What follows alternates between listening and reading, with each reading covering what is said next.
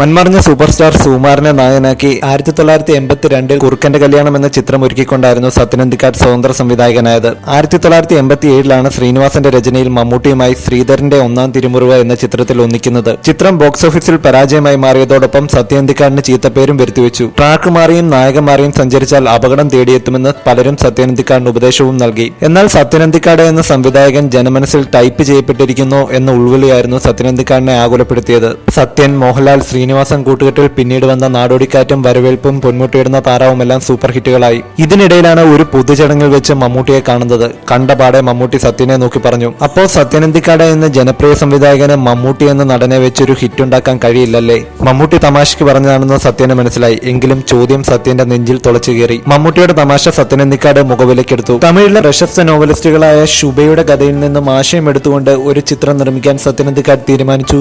വേണു നാഗവള്ളിയെ തിരക്കഥ ഏൽപ്പിച്ചു. ജോൺസൺ സംഗീതവും വിപിൻ മോഹൻ ക്യാമറയും നിർവഹിച്ചു. ശ്രീനിവാസൻ, ജയറാം, ശരണ്യ, മുരളി, മാമുക്കോയ തുടങ്ങി വലിയ താരനിരയും ചിത്രത്തിൽ അണിനിരന്നു. 1989 ജൂലൈ 28 റിലീസ് ചെയ്ത അർത്ഥം എന്ന ചിത്രം മമ്മൂട്ടി സത്യനന്ദിക്കാട് ജോഡിക്ക് നേരെയുള്ള തണുപ്പും പ്രവചനങ്ങളെയും മുൻവിധികളെയും കാറ്റിൽ പറത്തിക്കൊണ്ടായിരുന്നു ബ്ലോക്ക് ബസ്റ്റർ വിജയം കൊണ്ടാടിയത്.